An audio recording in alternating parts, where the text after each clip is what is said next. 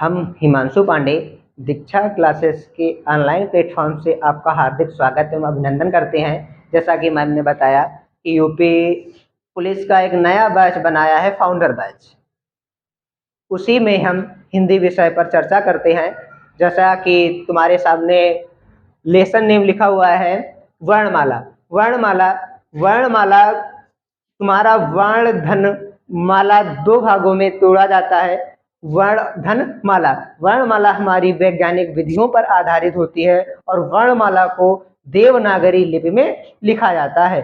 तो वर्णमाला दो शब्दों से मिलकर के बना है वर्ण धन माला। वर्ण भाषा की सबसे छोटी इकाई को वर्ण कहा जाता है। भाषा की सबसे छोटी इकाई को वर्ण कहा जाता है और वर्णों के व्यवस्थित समूह को वर्णमाला कहा जाता है। वर्णमाला कैसे व्यवस्थित? जैसे तुम्हारा का, खा, गा, घा, डा, चा, छा और मतलब इसी हिसाब से आगे छत्र ज्ञा तक गया, मतलब लास्ट तक गया, तो उसे क्या कहेंगे? वर्णमाला कहेंगे। जैसे वर्णों या लिपि चिन्हों का व्यवस्थित समूह वर्णमाला कहलाता है। उसी के आगे एक नेक्स्ट पॉइंट, वर्णों का व्यवस्थित ना होना। अगर तुम्हारे वर्ण इधर उधर लिखे हैं तो उसको वर्णमाला नहीं कहेंगे, उसे कहेंगे वर्ण समूह। जैसे का दिया हुआ, चा दिया हुआ, टा, ता, पा, XYZ कहीं से भी तुम्हारा दिया हो और एक पैराग्राफ टाइप का हो तो वो तुम्हारा वर्णमाला ना होकर के वर्ण समूह होगा।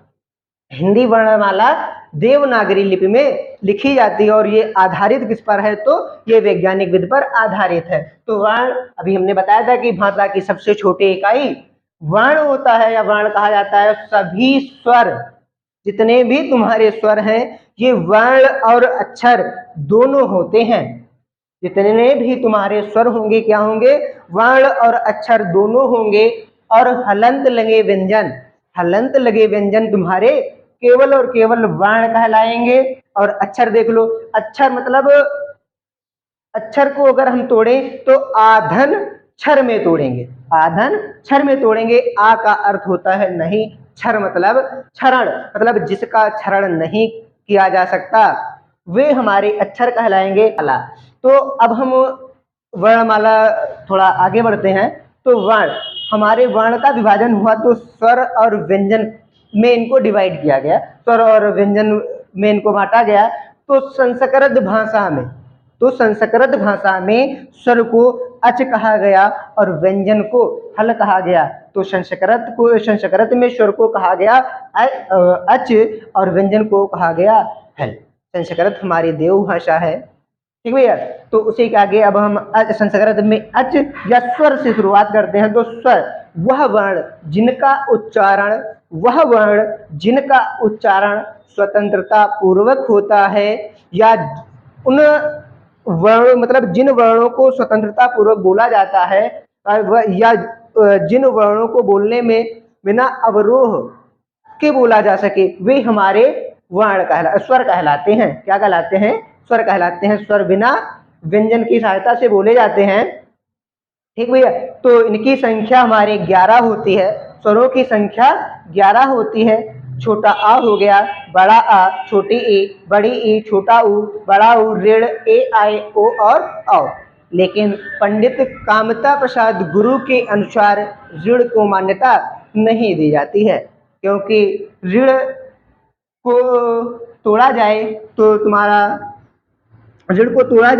रा धन छोटी ई और रा धन बड़ी ई में टूट जाएगा। लेकिन पंडित कामता प्रसाद गुरु ने बताया है कि ऋण का तोड़ना संभव। तभी कुछ लोग इनको नहीं मानते, पंडित कामता प्रसाद गुरु के अनुसार इनको नहीं माना जाता है। तो स्वरों की संख्या हमसे पूछी जाए तो 11 मात्राएं, मतलब स्वर मात्राओं के आधार पर स्वर कितने प्रकार के होते हैं? तो मात्राओं के आधार पर स्वर 10 होते हैं। क्यों? देखो, छोटा आ में कोई मात्रा नहीं होती है, इसीलिए इसे उदासीन स्वर भी कहा जाता है। छोटा आ को उदासीन स्वर भी कहा जाता है। स्वर के भेद हम आपको बताते हैं। तो स्वर के भेद या वर्ण के भेद, तो ये हमारे 8 प्रकार के होते हैं। तो जैसे उत्पत्ति के आधार पर उच्चारण या जाति के आधार पर। अगला है नासिका के आधार पर, जिह्वा या उत्पत्ति के आधार पर। अगला है ओष्ठ के आकृति के आधार पर या मुख विवर खुलने के आधार पर आगत स्वर और अन्य स्वर भी लिख लेना। ठीक। और सबसे पहले हेडिंग हमारी रहेगी उत्पत्ति के आधार पर स्वर। उत्पत्ति के आधार पर स्वर मतलब स्वयं में जो उत्पन्न हो, तो ये डालेना। फिर अगले वीडियो में आपको बताते हैं। तब तक के लिए धन्यवाद और कमेंट बॉक्स में ज़रूर बताइएगा कि कैसी रही आज की क्लास, और चैनल को सब्सक्राइब करिएगा, लाइक करिएगा और ज़्यादा से ज़्यादा शेयर करिएगा। धन्यवाद।